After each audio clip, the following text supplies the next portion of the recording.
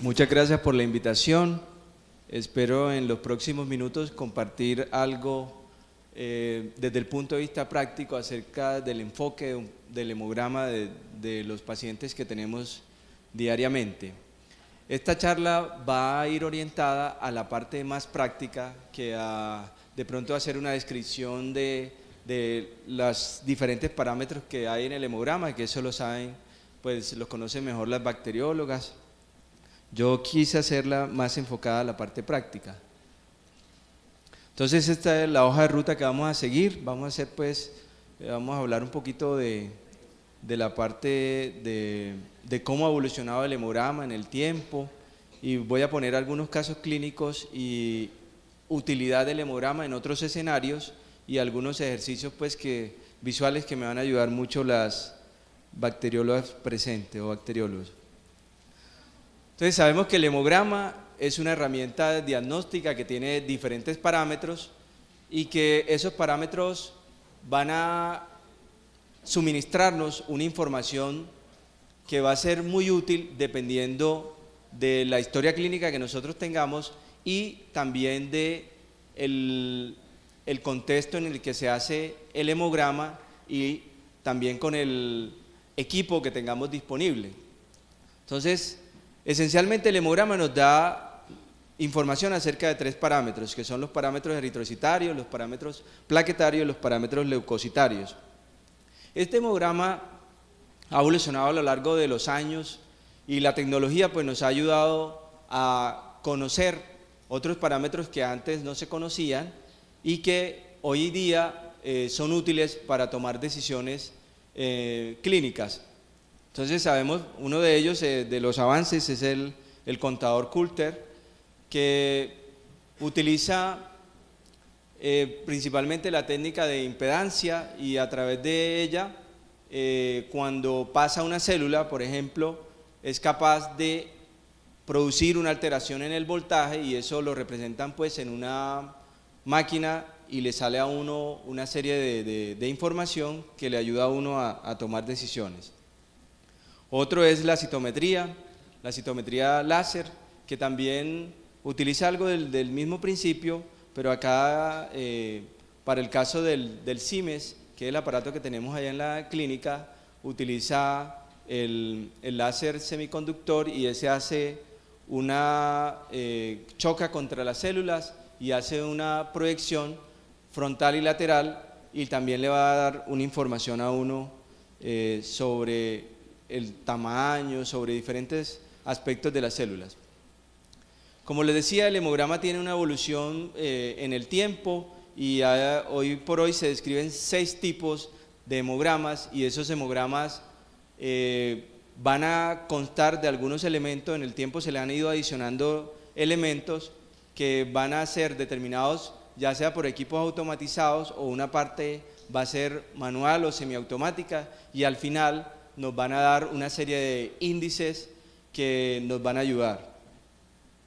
Entonces veamos, por ejemplo, un reporte de un hemograma en el que nosotros ahí observamos los parámetros leucocitarios, eritrocitarios, y vamos a observar hacia la derecha una serie de gráficos que se llama el dispersograma, que por ejemplo la primera parte que estoy señalando es el dispersograma diferencial, donde muestra las diferentes células de los glóbulos blancos, y también aparece el dispersograma de los leucocitos en general y los basófilos. Aparece también la parte de las células mieloides, de los eritrocitos nucleados, de los reticulocitos, de las plaquetas, y aparece acá abajo el histograma. Ningún examen tiene utilidad si nosotros no le damos una interpretación clínica. O sea, todo examen tiene, el alma del examen es la historia clínica. Pueden haber exámenes enfermos, pero el paciente está normal, o puede lo contrario, puede haber un paciente aparentemente enfermo y los exámenes están normales. Entonces nosotros no podemos tratar resultados, tenemos que tratar pacientes.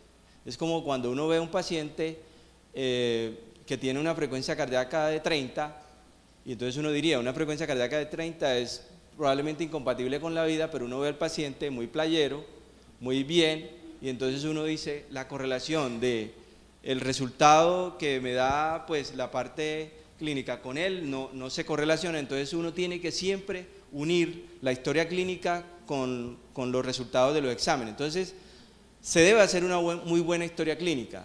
Gran parte de los gastos que nosotros hacemos en el sistema de salud de manera anormal se debe a no hacer una buena historia clínica. Entonces nosotros terminamos pidiendo estudios, intentando suplir lo que uno debía haber hecho con la historia clínica. Entonces siempre se debe hacer una buena historia clínica.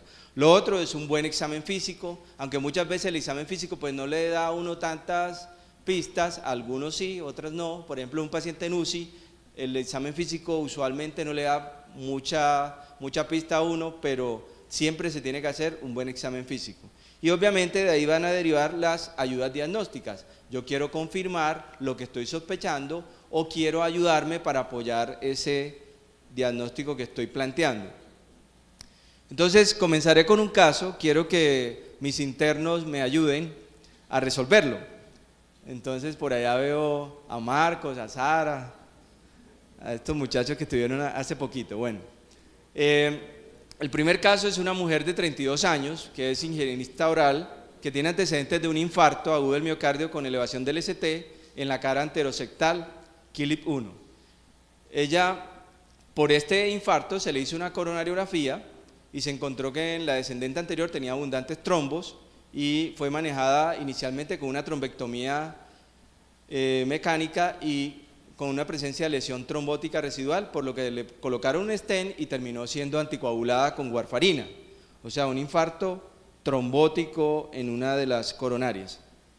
Eso fue por allá en marzo, pongamos unos 3-4 meses atrás, pongamos para llenarlos de contexto. Entonces, luego ahora en la actualidad, esa paciente ingresó por un cuadro de 15 días con gingivorragia, hemorragia uterina normal y epistaxis. Cuando al ingreso la encontraron con un INR de 9, o sea, estaba sobreanticoagulada, y le hicieron manejo con fitomenadiona y esperaron la evolución. El examen físico solo mostraba que tenía ictericia.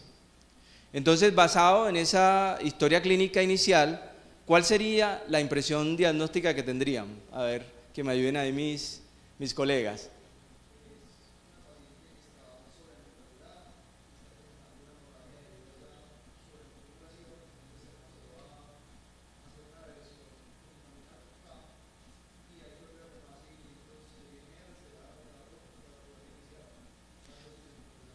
O sea que pensaríamos nosotros que el cuadro es explicado por la sobreanticoagulación y que tendríamos que resolverla.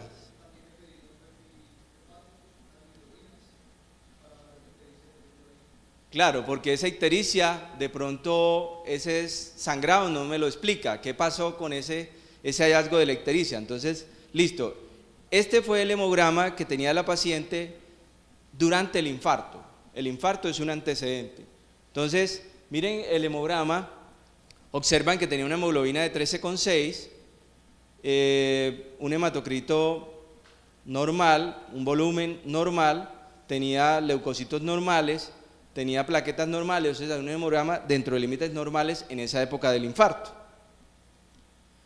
Ahora, bajo esta situación, tiene ya una hemoglobina de 10,5, antes era de 13, y ahorita observan también el volumen está normal, los leucocitos también están normales y las plaquetas están normales. Lo único que cambió es que la paciente tiene una anemia, y es una anemia normocítica, normocrómica, y es heterogénea, porque miren, el ADE está bastante amplio. Entonces, vemos que una paciente con anemia, ictericia, ¿qué crees, Marcos, que debería uno pensar? ¿Qué pudo haber pasado y con esa caída de la hemoglobina en el tiempo?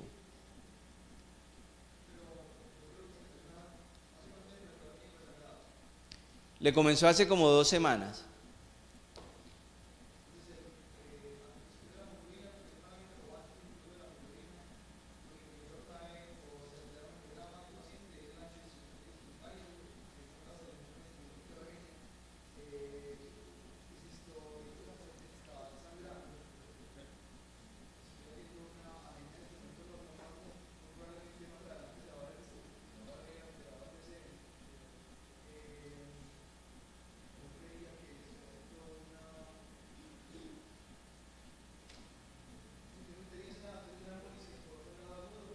Es posible, ¿sí o no? Porque las causas de una anemia normo están ¿cuáles?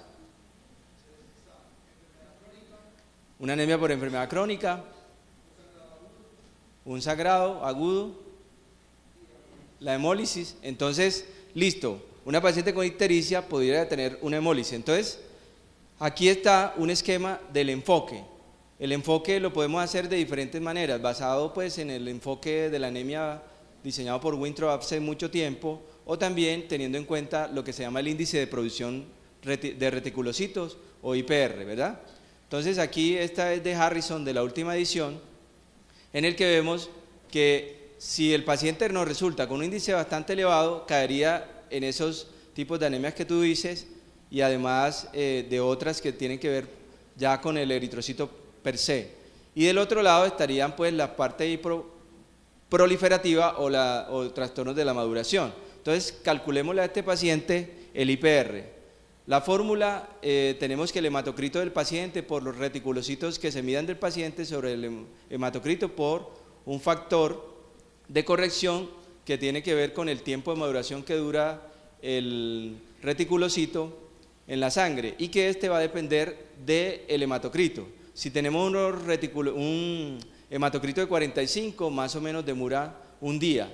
Si es de 35, demora 1.5 días. Si es de 25, 2. Y si es de 15, 2.5 días. Entonces, para este paciente tenía unos reticulocitos de 5%, una bilirrubina directa de 0,3 y una indirecta de 2, que apoya más hacia el lado de la hemólisis, una LDH de 700, y hacemos los reticulocitos corregidos, que sería el reticulocito por la hemoglobina del paciente, por la hemoglobina ideal, y esto nos da más o menos 4.3%, y si lo dividimos por la vida de maduración, ya que esta paciente tiene un hematocrito, miremos acá, tiene un hematocrito de 30.5, entonces más o menos nos da por aquí en 2, o sea que habría que dividirlo entre 2 y nos da 2.2, que si vemos la parte que les mostré acá se orienta más hacia este lado, hacia el de 2.5, o sea que tenemos un paciente con una probable hemólisis, o sea tenemos un paciente con una anemia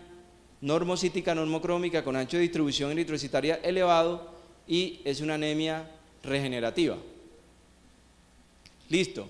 Entonces esta paciente al final terminamos haciéndole búsqueda de anemia hemolítica y se le hizo un reinterrogatorio, se encontró fotosensibilidad, artralgias y con ese sangrado anormal, y al final terminó con un lupus.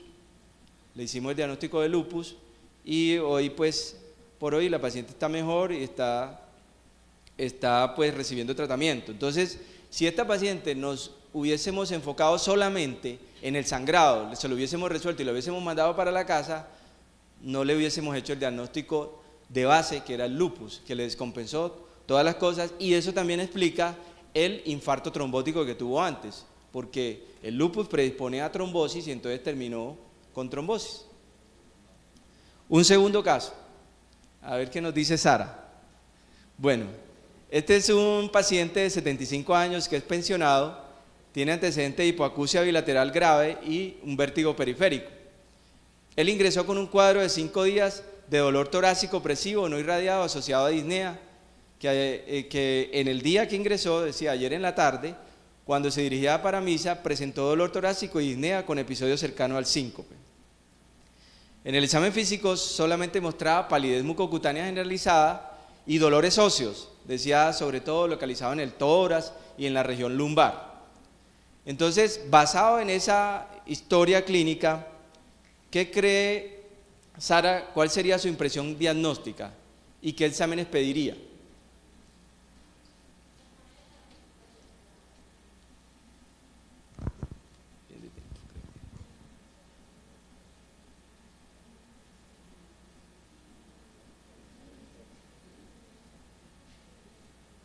¿O quién más nos ayuda?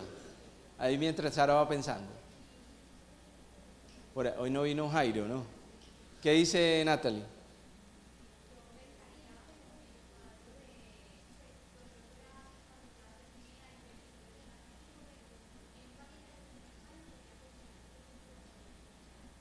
Un tromboembolismo pulmonar. ¿Qué otra por ahí, Sara?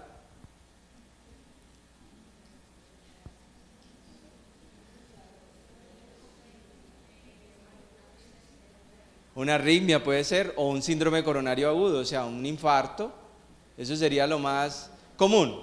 Entonces sí, se hizo el enfoque así, orientado, troponina negativa, todos los resultados negativos, incluso se descartó embolia pulmonar. Y entonces, ¿con qué nos quedamos? Y la clave nos la dio el hemograma. Miren, este hemograma mostraba una hemoglobina de 7,2, un volumen corpuscular de 96, un AD aumentado. Miren que por acá tenía trombocitopenia. Por aquí vemos, del resto pues no se ve alterado, pero era una anemia normo con trombocitopenia. Entonces hacemos el ejercicio. Tenemos un paciente con ese cuadro clínico, no le hemos demostrado que tenga una embolia pulmonar, no le hemos demostrado que tenga un infarto. Entonces, ¿qué será? Entonces, tengo que ayudarme de otros paraclínicos que me orientan. Entonces, el ácido fólico, que estaba dentro del límite normal, el AB12 estaba ahí en el límite que para nosotros, desde el punto de vista práctico, ahí le damos tratamiento, una LDH elevada, un Cums negativo, la PSA era normal porque es un paciente que pudiera terminar con una neoplasia. Clave por aquí, vemos que también tiene el calcio corregido en 11, o sea, tiene una hipercalcemia y además de eso tenía un deterioro de la función renal. Entonces uno dice, un paciente con hipercalcemia, tiene disfunción de la función renal, tiene anemia, una orientación podría ser un mieloma múltiple. Dolores óseos, que eso también lo da, dolor en la región lumbar, dolor. Entonces ahí se nos prendió el bombillo con el hemograma y uniéndolo a otros paraclínicos. Entonces al final le hicimos una endoscopia de todas maneras, dentro del estudio de la anemia no encontramos la explicación y al final le hicimos una electroforesis de proteína, pico monoclonal, y terminamos haciéndole biopsia de médula ósea y terminó con el diagnóstico de mieloma múltiple. Y hoy en día el paciente está en quimioterapia. Entonces mire que asociando la historia clínica, uno piensa en las causas más comunes, sobre todo las causas que van a matar al paciente inmediatamente. Entonces uno tiene que ir dirigiendo los esfuerzos a buscar esas causas. No salieron, entonces uno mira y hace un reinterrogatorio, se ayuda a otros paraclínicos y al final reorienta el curso. Otra herramienta muy importante es que cuando uno hace un hemograma, los equipos automatizados le van a dar incluso unas alarmas que uno debe confirmar con el extendido de sangre periférica. También van a haber algunas situaciones que le van a hacer a uno pedir el extendido de sangre periférica de una vez. Entonces, por ejemplo, en este artículo que fue publicado en New England en 2005, muestran que algunos hallazgos que le sugieren que deba hacer uno un extendido de sangre periférica es que sea una anemia con ictericia que no sea explicada, como en el caso de la paciente que tuvimos con la ictericia y anemia, o hallazgos que sugieran una anemia de célula falciforme para nosotros demostrar la falciformía o los drepanocitos, y que haya una trombocitopenia que nosotros pues necesitamos ver el tamaño de las plaquetas, necesitamos ver otros elementos para de pronto ayudarnos. Y cuando uno sospecha una neoplasia o cuando uno sospecha algún síndrome mieloproliferativo o una CID, o sea, una coagulación intravascular diseminada, cuando de pronto nosotros veamos en el examen físico unas hemorragias intrarretinianas o sospecha de infecciones parasitarias o bacterianas que nosotros podamos diagnosticar con el extendido de sangre periférica, por ejemplo la malaria, la babesiosis o la babesia.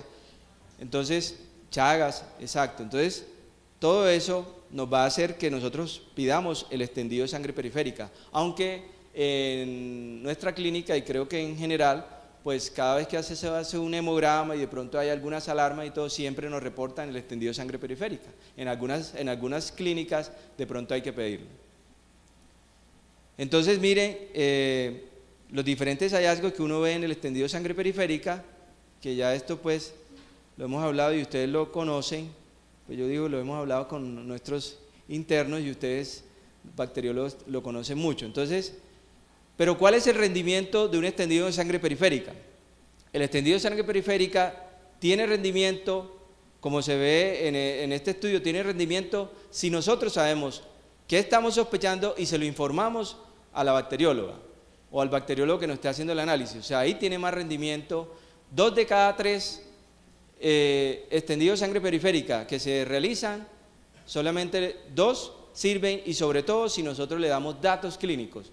De pronto la bacterióloga o bacteriólogo que esté evaluando el extendido en sangre periférica no le da importancia a un hallazgo que considera de pronto baladí, pero de pronto para el clínico que lo está interpretando, de pronto sí. Por ejemplo, un solo esquistocito le puede hacer uno pensar que tenga una anemia hemolítica microangiopática, un síndrome hemolítico urémico, una preeclampsia. Entonces, eso es muy importante, que el bacteriólogo no lo reporte, así sea uno solo, nosotros le podemos dar importancia, pero sería bueno que nosotros le suministráramos datos clínicos. Entonces, el otro caso, tengo una mujer de 73 años con antecedentes de cáncer, que fue manejada quirúrgicamente hace 2 años por insuficiencia venosa y le practicaron safenectomía derecha. 2 meses de edema en los miembros inferiores, y hace una semana venía con fiebre y una úlcera en la pierna. En el sitio donde lo remitieron tenía una hemoglobina de 10, con un hematocrito de 31, un leucocito de 24.000 y una plaqueta de 391. Este fue el hemograma con el que llegó a la clínica, o con el que le hicimos en la clínica, y tenía entonces una anemia normocítica normocrómica, pero además observamos células inmaduras, hay bandas, hay mielocitos. Entonces, en este contexto uno pensaría, bueno, esta paciente seguramente está aséptica o está con una infección severa y está mostrando células inmaduras en el hemograma. Sin embargo, la otra cosa que pudiera tener, tiene un CA de cervix, de pronto tiene infiltración a la médula o tiene alguna neoplasia que esté produciendo eso. Entonces nosotros debemos hacer como conducta, pues, pudiéramos hacer un nuevo hemograma, repetirlo, y nosotros ver que la evolución con el antibiótico que le hemos dado es hacia la mejoría, o sea que está orientando más hacia un cuadro infeccioso. Entonces, cuando uno tenga un paciente con leucocitosis y de pronto vea célula inmadura, el siguiente paso sería, además de la impresión diagnóstica que yo tengo, es repetir el hemograma a ver cómo va evolucionando en el tiempo, porque si hay persistencia, células inmaduras y de pronto están aumentando, ya le orienta a uno hacia una neoplasia hematológica. Y aquí coloco las causas benignas de neutrofilia, como son pues la infección, que es la principal, y ya puede haber causas como neutrofilias reactivas o inflamación crónica, o por medicamentos, o por estimulación de la médula ósea, por esplenectomía, o que sea de pronto de tipo congénito. Incluso actividades como el ejercicio pudieran generar un aumento de los neutrófilos.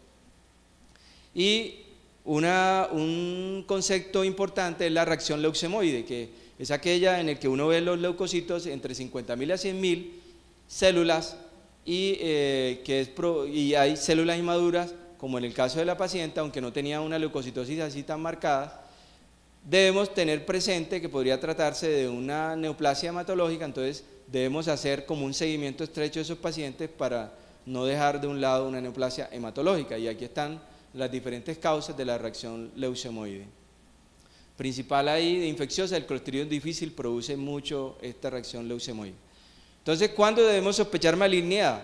Cuando el paciente de pronto le refiere a unos síntomas, por ejemplo, hay sangrado, hay fatiga, debilidad, fiebre, inmunosupresión, diaforesis nocturna, pérdida de peso no intencionada, que uno encuentre en el examen físico linfadenopatías, petequias, esplenomegalia, o que haya una alteración en el conteo de las células, ya sea para arriba o para abajo, que uno le haga sospechar una neoplasia hematológica.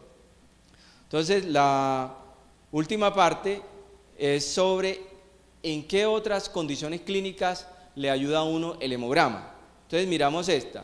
Aquí se ve que el hemograma le puede ayudar a uno a predecir enfermedad cardiovascular, riesgo cardiovascular.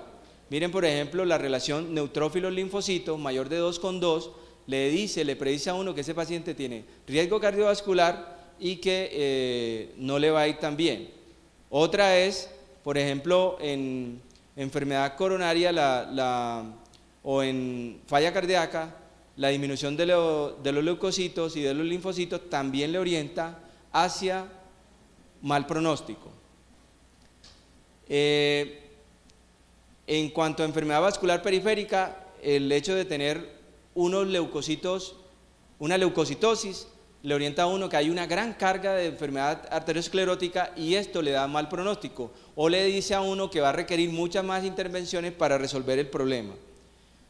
Lo otro también es el ancho de distribución eritrocitaria, sobre todo como marcador pronóstico en falla cardíaca, que se comenzó a hacer publicaciones de él en 2007 y que luego se han hecho muchas en diferentes bases de datos y se encuentra que el ancho de distribución eritrocitaria elevado imprime un mal pronóstico en los pacientes con insuficiencia cardíaca. Ahí hay la diferencia de evidencia.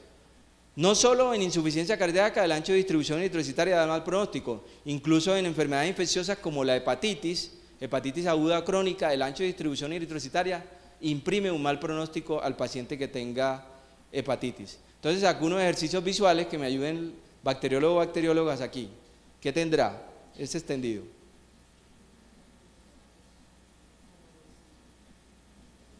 Tiene ovalocitos y tiene ahí un neutrófilo polisegmentado. Pudiera ser entonces una anemia perniciosa, una anemia megaloblástica.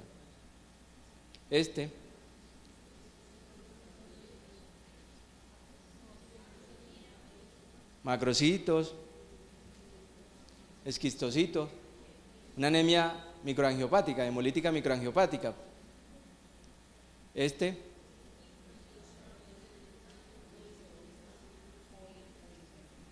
También hay estomatocitos. Entonces, este paciente también, dentro de la anemia perniciosa. Este paciente tiene aquí blastos, tiene aquí bilobulados, binucleares, micro. Este paciente tiene un síndrome mielodisplásico. Este paciente que tiene un punteado basófilo, intoxicación por plomo. Y este paciente, drepanocitos, exacto. Ahí tiene la media luna. Y bueno, entonces no sé si tienen alguna pregunta. Bueno, muchas gracias.